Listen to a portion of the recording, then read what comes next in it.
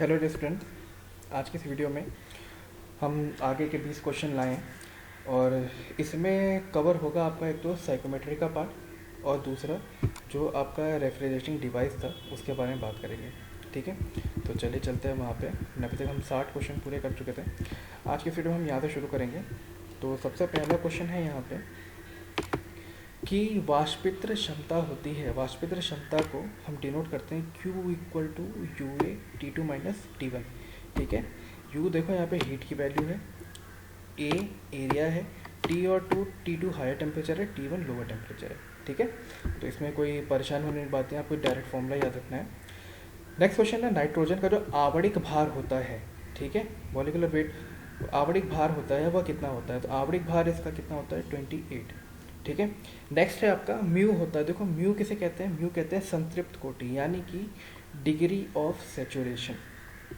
ठीक है, degree of saturation को हम म्यू से डिनोट करते हैं। तो देखो म्यू को कैसे दिखाते हैं, एक तो यहाँ पे लिखा है डब्लू, एक लिखा है W/S। ठीक है, डब्लू का मतलब होता है कि कोई ड्राई एयर है, यूनिट मास ड्राई एयर है। ठीक है, ड्राई एयर का मतलब क्या होता है, जिसमें वाटर मॉलिक्यूल नहीं होते, तो उसमें वाटर वेपर कितना प्रेजेंट है, इस ड्राई एयर के यूनिट मास में कितना वाटर वेपर है डिवाइडेड बाय कितना ही वाटर वेपर का मास किसी यूनिट मास सैचुरेटेड एयर में है। ठीक है, यानी कि ये आपका ड्राई एयर को डिनोट करता है, ये आपका सैचुरेटेड एयर को डिनोट करता है, सैचुरेटेड एयर। ठीक है, सैचुरेटेड एयर को डिनोट करता है। ठीक है, मतलब ड्राई एयर में कितना, एक मास यूनिट ड्राई एयर में कितना मास वेपर है डिवाइडेड बाय एक मास यूनिट सैचुरेटेड एयर में कितना मास वाटर वेपर है। ठीक है, नेक्स्ट निरपेक्ष आर्द्रता होता है, ये होता है ग्रेन पर मीटर क्यूब। ठीक है, नेक्स्ट है CO2 का द्रव्यमान होता है यानी कि रिलेटिव ह्यूमिडिटी, वो आपकी 0.5% होती है। रिलेटिव ह्यूमिडिटी नहीं कहेंगे, उसे हम मास फ्लो कहेंगे एंड। तो नेक्स्ट क्वेश्चन आगे आते हैं। ड्यू पॉइंट डिप्रेशन होता है, देखो ये डिप्रेशन होता है TDP माइनस TWP। अब जिसमें से आपने किसी ने अगर पढ़ा होगा तो ये आपको पता होगा, due point temperature minus weight temperature, due point temperature minus weight point temperature, इसे हम कहते हैं ड्यू पॉइंट डिप्रेशन। ठीक है, नेक्स्ट है विशिष्ट आर्द्रता होती है। देखो विशिष्ट आर्द्रता क्या होती है, विशिष्ट आर्द्रता का फॉर्मूला होता है 0.66। ठीक है, 0.66 into vapour pressure divided by vapour pressure minus pressure of dry air. ठीक है, इसे PU या PA से डिनोट करेंगे, किसी से भी डिनोट कर सकते हैं। ठीक है, नेक्स्ट है आपकी सापेक्ष आर्द्रता होती है। सापेक्ष आर्द्रता होती है, सापेक्ष आर्द्रता को हम डिनोट कर सकते हैं 1.6 इंटू, ठीक है 1.6 इंटू W आपका है जो ड्राई एयर में वाटर वेपर की वैल्यू प्रेजेंट होती है, उसको कहते हैं into pressure of dry air divided by pressure of saturated vapour, pressure of saturated vapour. ठीक है, नेक्स्ट क्वेश्चन। शुष्क आयु की विशिष्ट ऊष्मा होती है, ये कितनी होती है 1.005 किलो जूल पर kg। ठीक है, ये ध्यान रखना है। नेक्स्ट आपेक्षित आर्द्रता होती है। आपेक्षित आर्द्रता क्या होती है, आपेक्षित आर्द्रता होती है MV/Ma। ये क्या चीज़ होती है MV/Ma, MV का मतलब है जो जल वाष्प का आवरणिक भार है उसे कहते हैं MV, और जो शुष्क वायु का आवरणिक भार होता है उसे हम कहते हैं Ma। ठीक है, ये हमें ध्यान रखना है, यानी कि ड्राई एयर का जो वेट होगा वो Ma होगा और जो जल वाष्प है उसका जो आवरणिक भार होगा वो MV कहलाएगा। नेक्स्ट है शुष्क बल्ब तापमान रेखा होती है, यानी कि ड्राई एयर रेखा जो होती है वो कौन सी होती है, शुष्क बल्ब तापमान ऊर्ध्वाधर रेखा। ड्यू पॉइंट तापमान रेखा होती है X अक्ष के समांतर। ठीक है, एक्स अक्ष के समांतर। देखो इस तरीके का ये साइक्रोमेट्रिक चार्ट होता है। तो ये होता है एक्स रीजन, ये होता है आपका वाई रीजन। तो यहाँ पे आपका ओमेगा, या फिर आप कह सकते हो डब्लू, ठीक है, या फिर जो शुष्क बल्ब तापमान होता है, ड्यू पॉइंट टेम्परेचर, इसी रीजन पे होता है। नेक्स्ट आपका ड्यू पॉइंट तापमान रेखा होती है एक्स अक्ष के समांतर होती है, ठीक है, एक्स अक्ष के समांतर होती है। नेक्स्ट क्वेश्चन है बाईपास फैक्टर होता है। बाईपास फैक्टर देखना है हमें, ठीक है। तो बाईपास फैक्टर, इसकी मैंने एक वीडियो भी डाली हुई थी, आपको वो देखनी चाहिए वीडियो, ताकि आप बाईपास फैक्टर को और अच्छे से समझ सकें। बाईपास फैक्टर जो होता है वो एक तरीके का रेशियो होता है, ठीक है, एक तरीके का रेशियो होता है। देखो वहाँ पे 3 टेम्परेचर होते हैं, ठीक है, 3 टेम्परेचर होते हैं। कौन कौन से टेम्परेचर होते हैं वहाँ पे? बाईपास फैक्टर को समझने के लिए सबसे पहले हम देखेंगे, एक डायग्राम देख लेते हैं उसको, ठीक है।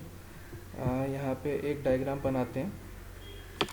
एक देखो इस तरीके का कोई पाइप है, ठीक है, यहाँ पे कॉइल लगी हुई है, ठीक है। यहाँ से जो टेम्परेचर आया उसका टेम्परेचर 1 हो गया, यहाँ पे जो टेम्परेचर निकलेगा वो 3, और ये जो इस कॉइल है इसका टेम्परेचर 2 है।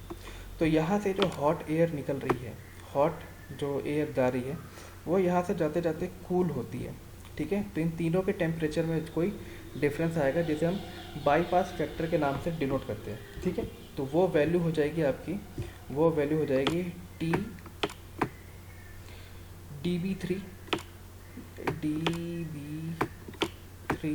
Minus T dB2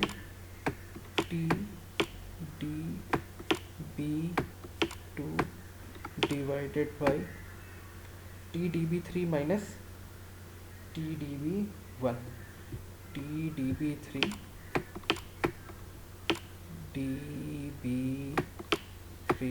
minus T dB1, ठीक है। तो ये चीज़ हमें ध्यान रखनी है, इसको यहाँ लिख लेते हैं, माइनस टी dB1, ठीक है, टी dB1। ये dB क्या है? ड्राई बल्ब टेम्परेचर है, ठीक है। अब देखो नेक्स्ट है SHF। क्या होता है? SHF होता है सेंसिबल हीट फैक्टर, ठीक है। सेंसिबल हीट फैक्टर का मतलब है कि सेंसिबल हीट का मतलब होता है कि किसी चीज़ के टेम्परेचर को बढ़ाना, ठीक है। और लेटेंट हीट का मतलब होता है कि उसका फेज चेंज कर देना, ठीक है। तो सेंसिबल हीट फैक्टर क्या होगा? सेंसिबल हीट फैक्टर हो गया आपका sensible heat divided by sensible heat plus latent heat, ठीक है। ये होता है आपका sensible heat factor. Next question पे आते हैं। देखो ये जो sensible heat plus latent heat है, इसकी को हम टोटल हीट भी कहते हैं, और उसको हम TH से भी डिनोट कर सकते हैं, ठीक है। नेक्स्ट है आपका रिलेटिव सेंसिबल हीट फैक्टर। तो रिलेटिव सेंसिबल हीट फैक्टर क्या होगा? रिलेटिव सेंसिबल हीट फैक्टर देखो बड़ा ही आसान हो गया। एक तो हम उसको डिनोट कर सकते हैं sensible heat divided by total heat, ठीक है। Relative sensible heat divided by relative total heat, या फिर उसको डिनोट करने का जो दूसरा तरीका है वो क्या है? उसको दूसरा तरीका जो डिनोट करने का है वो है आपका relative sensible heat divided by relative sensible heat plus relative latent heat, ठीक है। दोनों तरीके से डिनोट कर सकते हैं इसे। नेक्स्ट क्वेश्चन देखते हैं। नेक्स्ट क्वेश्चन है सेंसिबल हीट फैक्टर का मान होता है। सेंसिबल हीट फैक्टर का मान कितना होता है? तो सेंसिबल हीट फैक्टर का मान नोट कर लीजिए आप। सेंसिबल हीट फैक्टर का मान होता है H4 माइनस H2। ये पॉइंट कहाँ चला गया? इसको डिनोट करिएगा H4 minus H2 divided by H1 minus H2, ठीक है। नेक्स्ट तापीय अवरोधक का मान होता है, तो ये आपको ध्यान रखना है, Q equal to V A T naught minus T I. ठीक है।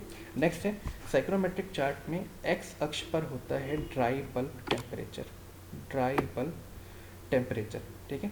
नेक्स्ट द्रव्यमान रेखा चार्ट पर, द्रव्यमान जो होता है वो रेखा चार्ट पर एक्स अक्ष के समांतर होता है। ठीक है।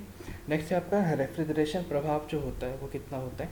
रेफ्रिजरेशन प्रभाव आपको पता होगा पहले से कि हमें पता है COP is equal to refrigeration effect divided by work done होती है। तो रेफ्रिजरेशन इफेक्ट क्या हो गया, COP इंटू W, अगर हम ये यहाँ से हटा दें तो। ठीक है। तो ये आज की इस वीडियो के लिए हमने नेक्स्ट 20 क्वेश्चन देखे। अगली वीडियो में हम और 20 क्वेश्चन देखेंगे जो कि आपका रेंडमली किसी भी चैप्टर से हो सकता है। ठीक है। तो अभी तक हमने इतना पार्ट कवर किया है। आज के इस वीडियो के लिए इतना ही। Thank you very much.